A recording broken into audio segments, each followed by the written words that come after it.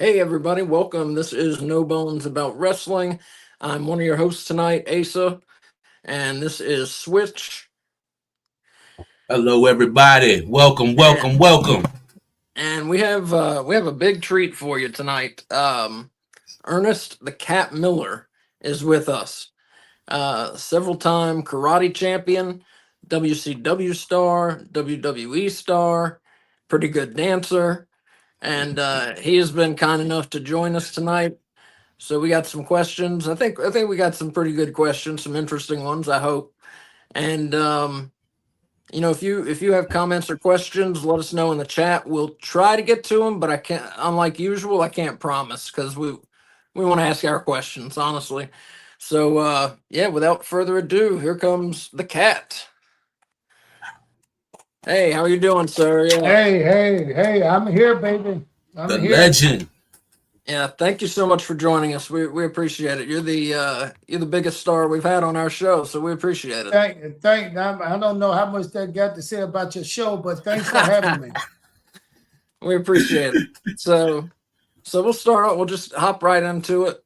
Um, so you were a unique character in wrestling. How did you? I mean, you got the karate moves, you got the red shoes, you got the James Brown dancing. How did you come up with your character? What made you put all that together? You know what? I started developing my character when I was a kid. I was like, I had a little brother that was 3, 4 years younger, and having a little brother like that, most of the time you end up watching him or being by yourself.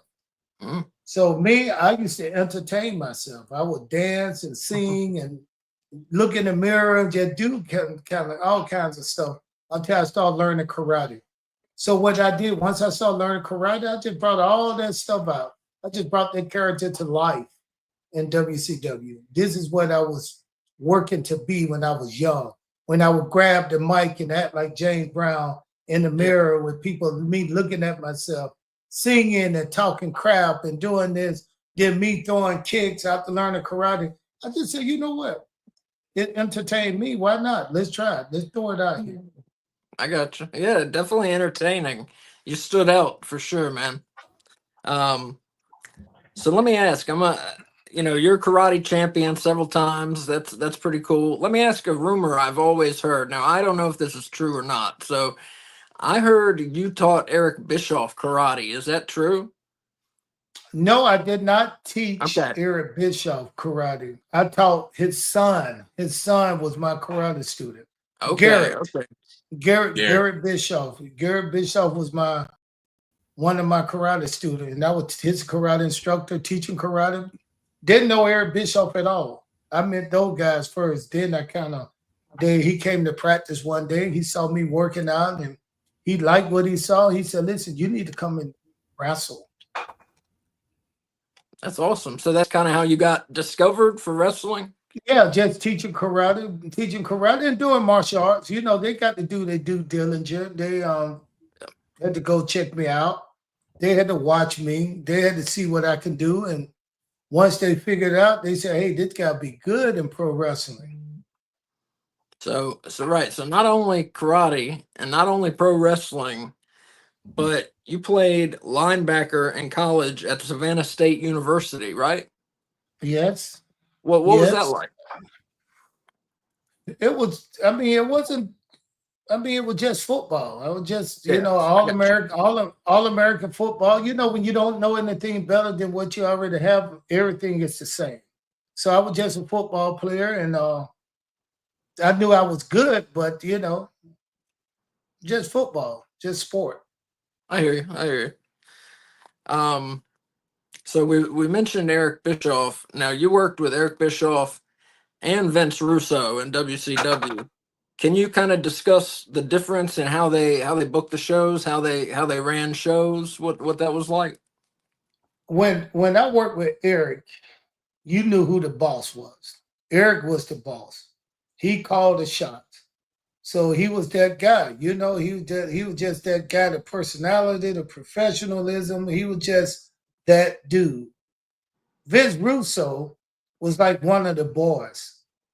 You know, if he called a shot and said, "This is what you're gonna do," you can talk to him and have a little few changes made. But he was just like one of the boys. So Yeah, did but you? my bad, Asa. But No, go me and Asa, we have this show that we do on Mondays. We are watching retro WCW, and we're calling it the Vince Russo era. Yeah. And we noticed a lot. We noticed the change of pace of the show from when Eric was doing it to when Russo took over. It's like everything was happening. Bam, bam, bam, bam. Like on Nitro, y'all would have matches that would last like 3 or 4 minutes. Did that kind of affect you in any way? No, it really did because I was involved. People didn't know. Like when Vince Russo was there, I was involved heavily in all the matches. Mhm. So with Yeah. me being a part of everything, I couldn't tell if it was faster or slower. Now with Okay. Eric Bischoff, I was doing my thing then, but I was just developing into this unique kind of big mouth karate wrestler, you know, and but we knew that Eric had to say so, and in the show, to me, they both were good shows. Shit, you know, there was a back then when Eric Bischoff was doing it was a cool show, Yeah. real cool. NWO, everybody was cool. Black hair, black leather jacket, you know, everything that was something was real cool.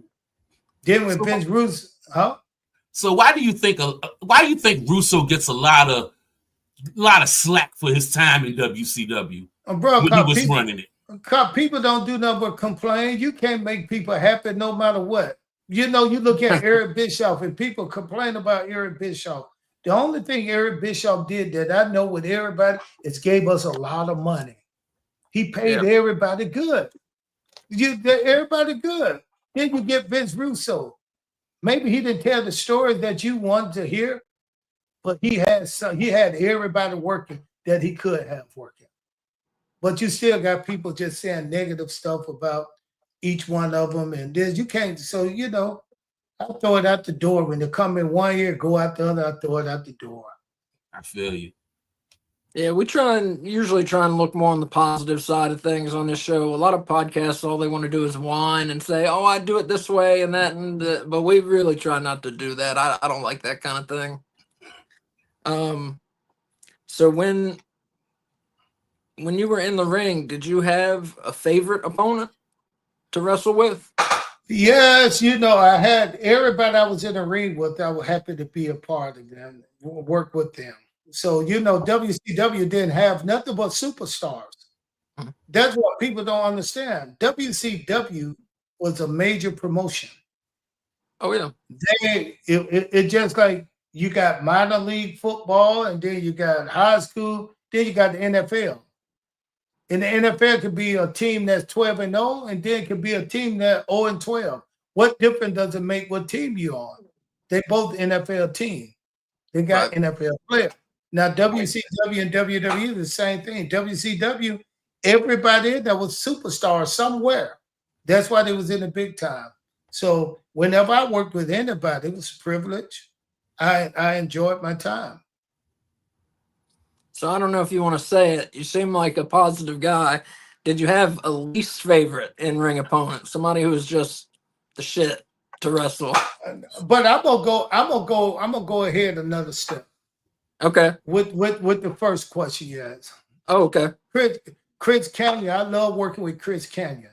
Yeah. Mortis. Chris Canyon was a hell of a hand. The only thing he did make you look good. That's his job, but he took that on, and he took that on with pride. He prided himself. I got to make him look like he kicking my head off. Boom! I love working with him, man. Love working with that dude. And then somebody I didn't was hard for me to work with was Stevie Ray. Okay. Why is that?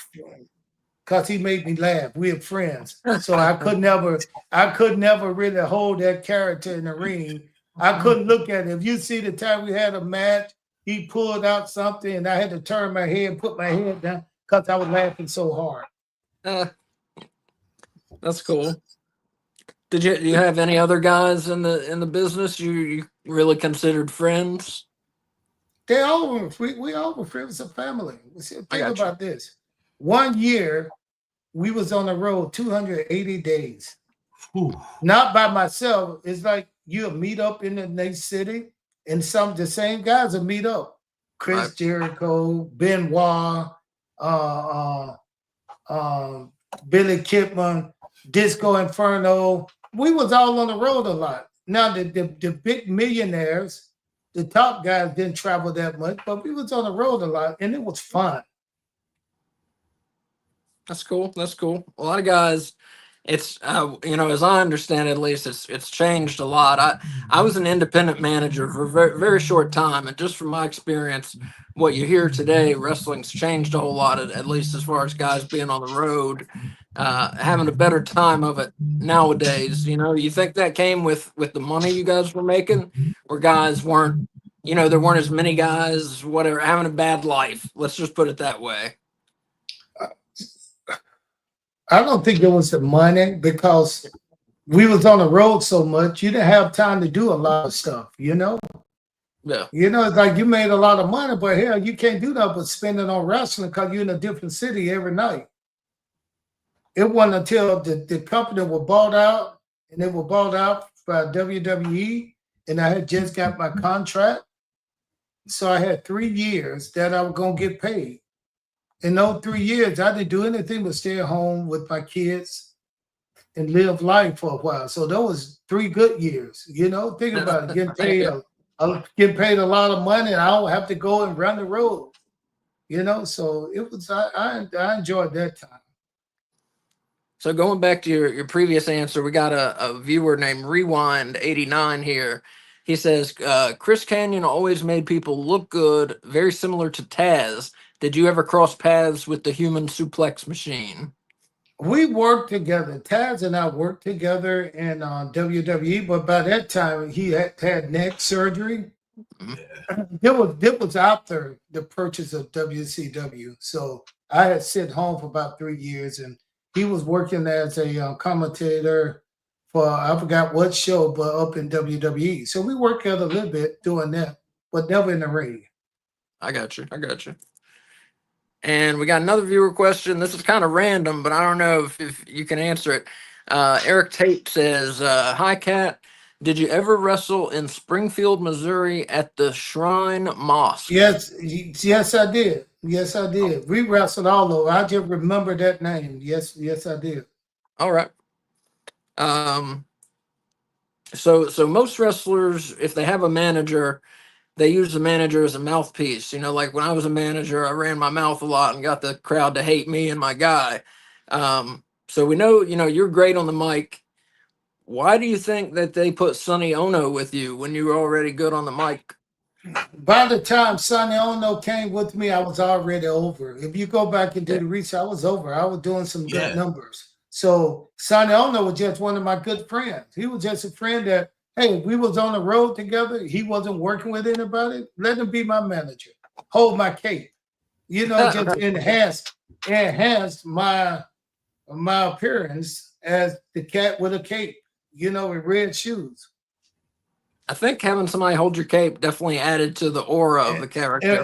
And remember when I first started, those red shoes was in a sealed briefcase. Yep. It wasn't until at the end when it's time to kick, Sonny Ono open that case, throw the shoe over there, and I slide on and kick the shit out of somebody.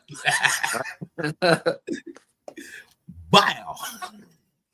So it was great to see you the other night at Goldberg's final match. That was a surprise to us. We didn't realize y'all were friends like that. How did you meet Goldberg, and how did your friendship begin? We all worked together, man. We worked together in WCW. We was there at the same time. I didn't know Goldberg, but I'm gonna tell you how we met. We both was in the power plant. And we had Pez Watley. I don't know if you know Pez Watley, Coach, Jody, Mike Winter. We had all these guys as trainers there. So we had about 3 rings, and we had about maybe 16 guys there. And I remember a lot of guys did not want to work with me in the ring in practice to take my finish because it looked deadly, the feline. It was like I run up, jump on rope, and turn around and hit people. So at that time, I think it was just that day. Nobody wanted to work with me in the ring. And the way they told you work with somebody, they said, hey, I'm gonna take your finish and you take my finish. Let's get in the ring and practice. So two people got in the ring and none of them wanted to take my finish. So I was just joking around. I was like, I started talking, running my mouth. Say, hey, come on, man. Somebody need to get in the ring and work with me and take this finish. I need to have somebody, but they will act like they do not want to be in the ring. Then I heard this voice say, hey, I'll get in the ring with you. Then I looked around, it was a big old, big white dude, bald head, Goldberg.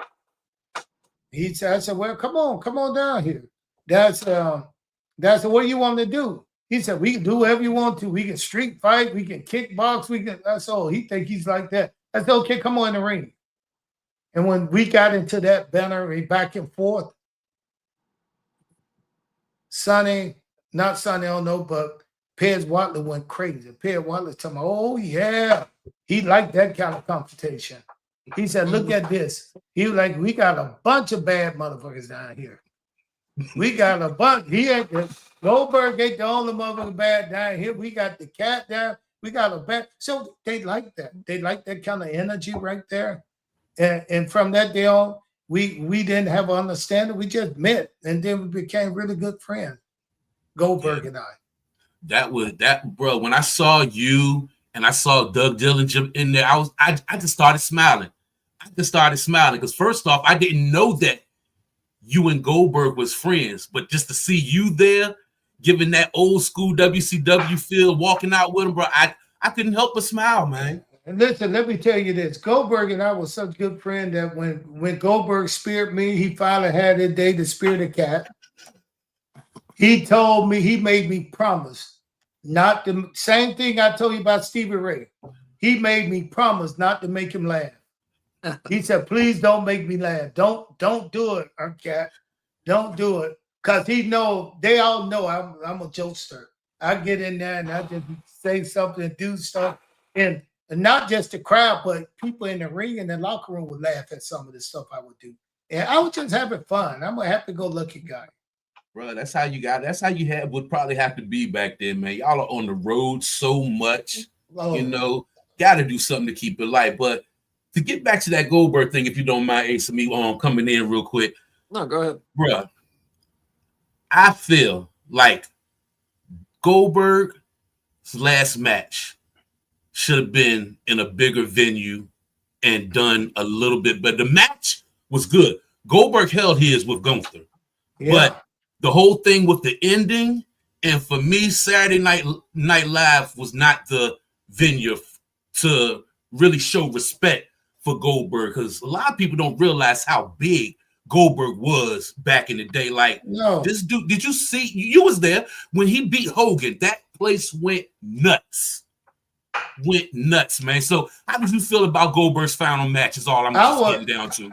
I was there, man. I think I had a match with Jerry Flynn. We had like a kickboxing slice karate match. Yep. And Usher walked me to the ring.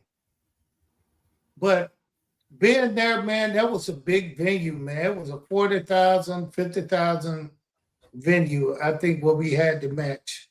Mm-hmm. And Goldberg did a great job. The crowd popped huge. It was just crazy. Even this crowd right here was a smaller venue, but it was packed. So they probably could have easily sold out a big one if they had put the right matches and right names on there. But they gave Goldberg, they gave him something to do, and he did it.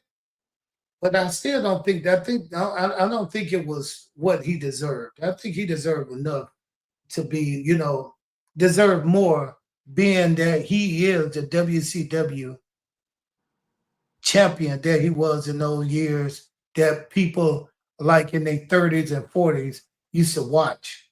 Exactly. Right. He's going out now. This is his last match. Why don't we just give him something that's going to show people we thank you for coming and being who you are? Yeah, exactly. I didn't feel it was big enough either. And now there are rumors already, you know, people saying, well, he's going to go to AEW and have a proper final match. Who knows? We'll see. You know, we'll see if that happens. I don't know. If I bet he'd be open to it. I don't know him. What do you think? Would he be open to? Let's just say this. I was on a phone call with Goldberg today with a party, with a promotion that want to give him a better going away match. I was right there on the phone with him, talking to him, three-way, just talking. We want to do something we want to give you your flowers today. We want you to come in 10 minutes, whatever. We just want to come in and give you a better send-off. And this is one of the promotions that's pretty big. And Goldberg said, let me think about it. Let me think about it. He ain't going to rush into anything. But I was on the phone, like I said today, you know, and they offered this company offered him a lot of money to put on his last match. Yeah, give him a pretty proper cool. storyline. Let him come in and spear people left and right and do it the right way. So when WWE bought WCW, you were really being featured with you know, Russo and Bischoff when they were both in charge. You were really being featured a lot. When WWE bought WCW, how were you feeling? Like, how'd you feel about that at the time? Man, I didn't give a damn about those people, man. I just signed a 3-year deal. I knew I was getting paid for 3 years. The only people I missed were my friends. I miss my friends. But I didn't miss that hard ass traveling on the road every night. But I did miss hanging out with some of my friends on the show and working together. And we got another question from Rewind. Says, "Hey Cat, when WWE bought WCW, was it hostile going to a WWE locker room?" He says, "I know you took some time off before you went over, but what did the boys say before you got there? Did they tell you anything about like if there was a difference in the locker rooms?" The locker room, I really didn't notice any difference. Listen, let me tell you something. Maybe you don't know me. Maybe they don't know me. Maybe you don't know me. But I wasn't the one to be fucked with anyway in the business. I'd imagine not. Yeah, you don't want to mess with They karate knew champions. they knew that I'm fun and happy, but we can only go so far. So I never had a problem with somebody. I had a problem with one guy. And I can't think of his name. Had a blonde hair. What's his name? I told this story once before. In WWE. He was the enforcer. Enforcer Buddy Holly. Bob Holly. Bob Holly. Oh, I got you. Yeah. And he was that guy, wanted to be the tough guy. Right. So I just got into the locker room.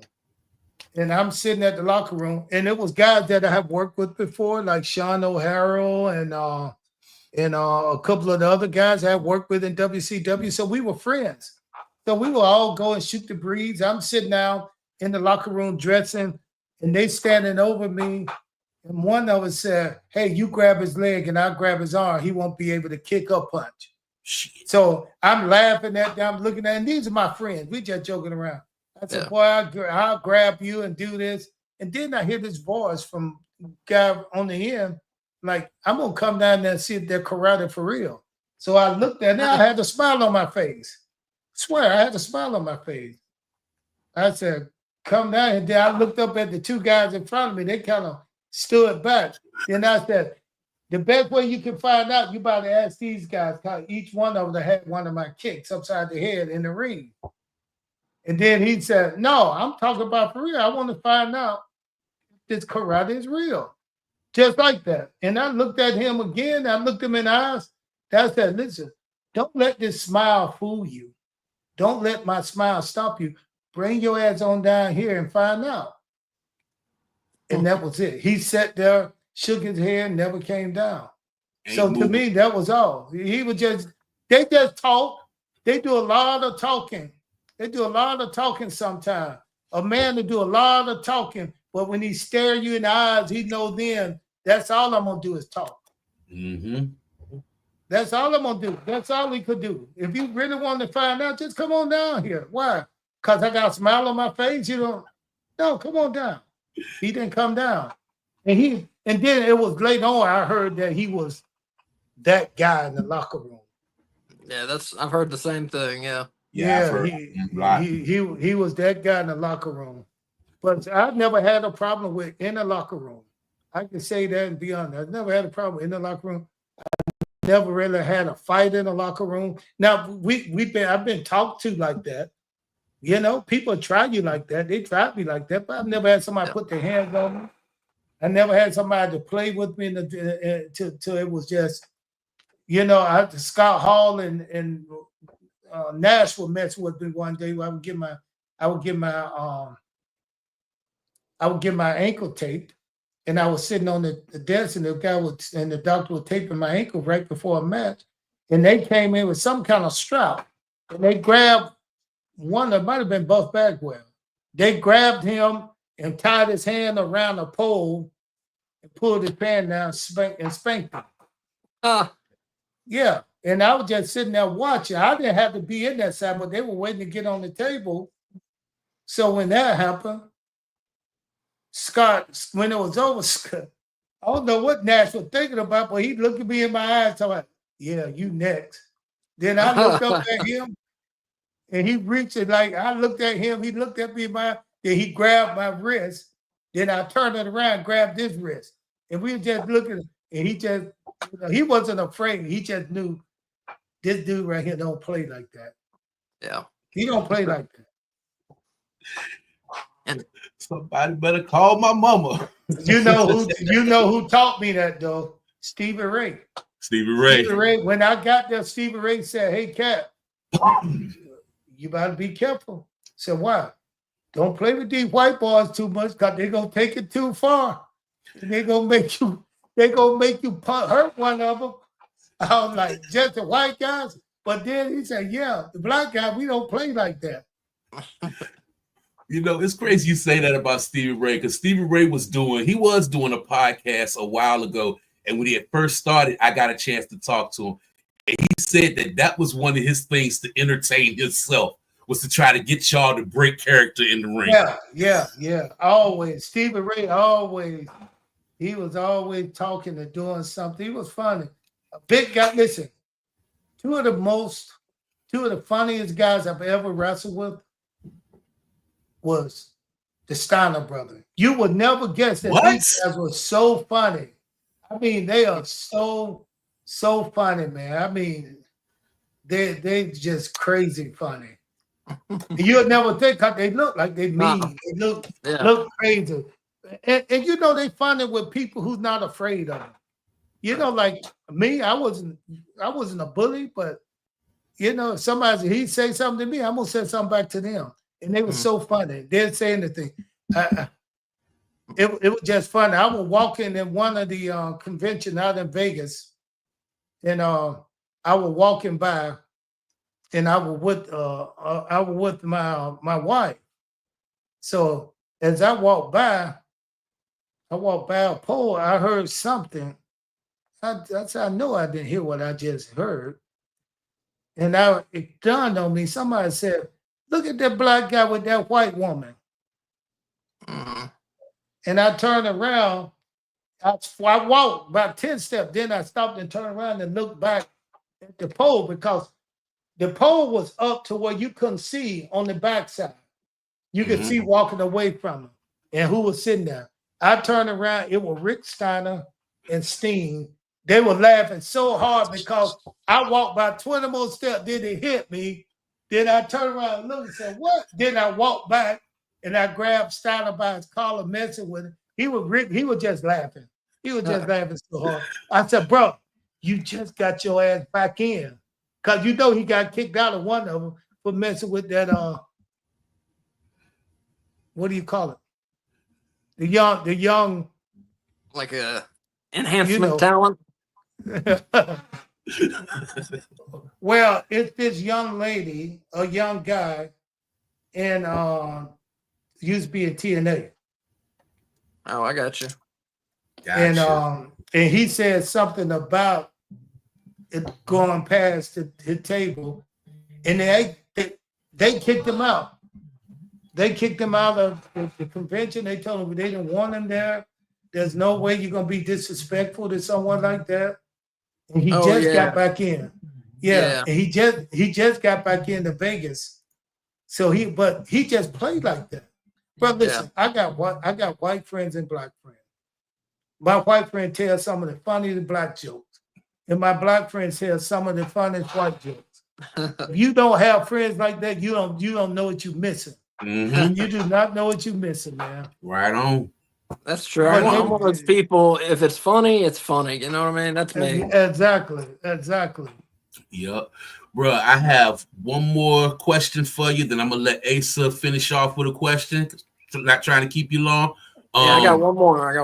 You got one more too? I'm pretty sure yours will probably be more of a higher note. You know, I always dig a little deeper. But as far as the WCW wrestlers going to WWF, I feel like if you wasn't homemade in WWF and came from WCW, they wasn't trying to really, how can I say it, not look out for you, but push you a certain way. Like you was home, to get you over, man. Like even with Booker T, when Booker T first got there, you saw the stuff that he was going through with Triple H and stuff. Man, listen. They with Booker T, I think they pushed Booker T the way they pushed Booker T hard.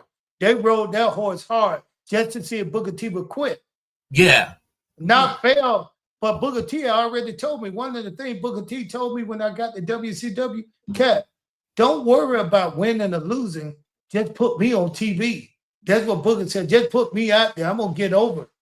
And that was the truth. Booker T didn't care about winning or losing. He knew that if he was on TV with TV time, either way, he going to get over. WWE pushed that guy so hard and made him look bad sometime. And he just kept digging. Now look at him.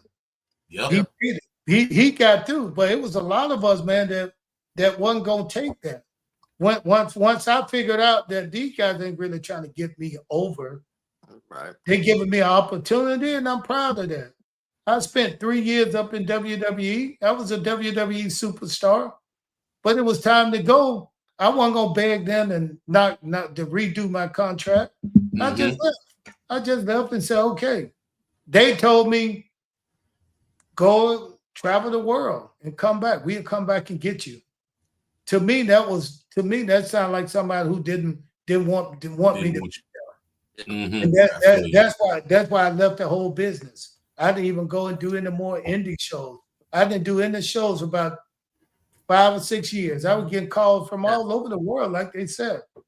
Yeah, I was bitter a little bit with the business. Yep. All right. So at Super Bowl 2000, you got to dance with James Brown. What was that like? Was that like an honor? Or? Of course, man. Or should we say James Brown got to dance with the cat? There you go, man. I was trying to show off. I was trying to get my shine on. Shit, I'm there with somebody. Man, think about this. A lot of people don't know the history of James Brown. People don't know just how big James Brown one time probably was the biggest star in the whole world. Definitely. This dude in the Black America, this dude was the first guy to own his own plane. He was doing it the right way. And then he owned all these radio stations in Atlanta, across Georgia, where you turn on the radio, all they were talking about James Brown. And he was just so cool, man. He was just powerful. Yep. He was just powerful. The only people you had that were bigger than James Brown, and they were just big in the area, was like black preachers. You know, people listen to him. But James Brown was the man. So dancing with him in the ring, somebody I knew, not just for me, but I knew my mom used to look up to him. My dad used to look up to James Brown as his music, as an entertainer. And now here I am, their son out here in the ring dancing with James Brown. Every move I made it for my mom. I know that. Every time I hit the split, I did it for my dad. Every time I did, I wanted to show my dad and my family, look at me, what I'm doing. I'm dancing with James Brown, your superstar. Matter of fact, James Brown topped it off. He topped it off when he shook that cake and put it on my back and let me throw it off and go dance again. I did that for me. that was for me. I loved every bit of it too, man. The last thing, Kat, what is something you want our viewers, like, what do you want to leave them with? What's something you want to tell them about yourself that you think they should know? Bro, listen, I'm gonna tell you what I believe in. I'm 62 years old. I got 5 black belts. I'm 62 and I'm working on another black belt. I got another style that I've been doing for 7 years. I've done a lot of stuff in life and still got more stuff to do if God permit. But I want you to know, don't ever, my advice and my power thing, never be afraid to start over. If somebody give you the opportunity or the chance to do something, don't look and say, oh, but I got to start over. No, don't be afraid to start over. Because anybody that start over, it's a beginning and an end. Don't be afraid to start over. That's great advice. That's great advice. Yes. Everybody, we're going to leave on that note. We want to thank Ernest the Cat Miller for giving us his time. We appreciate it so much. Hey, bro, I got to go eat now. I enjoy you eat. guys, man. And you know, this is just the first time. We'll probably get together and do it some more. Hey, that would be great. That would be great. You had a good podcast earlier, man. You was digging into Brady, man. I had digging to. into Brady. But bro, I want to give you your flowers too, man. Thank you for everything that you've done, putting smiles on our face, man. You're one of the big part of my childhoods, man. I'm 41, so I was watching you when I was middle school, you know, man. You know, I just figured out my kind of fan base that from 30-ish to 40-ish. And you know who did it? You ever heard this guy, West Side Gun? Yep. Yeah. West Side Gun, these some talented guys. They got a promotion called Fourth Rope. Man, these guys are talented, man. They smart. They got business sense. This guy right here is a rapper. He owns his own label. He got his own clothing line. He got art schools. He got everything. He's from Buffalo. These guys explained to me when I was talking to them one time, and they asked me to come and do commentating at one of their matches in Paris. So I went to Paris for Fashion Week, and they sold the place out over there. And most of the people that came was their fan. So this is what I was thinking right here. I said, who is this cat? You know, but then when I talked to him like I didn't know if he was a wrestling fan or just a cat with money. But this cat looked at me and told me, he said, Cat, he was the first guy I've seen on TV that made it cool to kick somebody. I said, how old are you? He said, I'm 42. Yep. That's that age. That's that age. That's what y'all were doing in the 90s. Watching y'all and and trying to emulate stuff, man. But yeah, we want to thank you again. And y'all make sure y'all go on YouTube and follow the cat, like, subscribe, the Cat's Corner podcast, man. Let's get his numbers up because you know the cat is gonna be doing what he does, yo. Love you, Cat, man. All right, brother. Thank you, man. Thanks for having me, guys. Thank you. And I just want to encourage everybody, especially our younger viewers. If you're not as familiar with a cat as people our age, look him up. Look up his matches. Go on. A lot of them are on Peacock. You know, the WCW matches and stuff. Check them out. Or tune in with us on Mondays when we do our Monday Night Russo era because he's featured heavily during the Russo era. So y'all got ways to check out the cat if y'all don't know. If you don't know, you better know.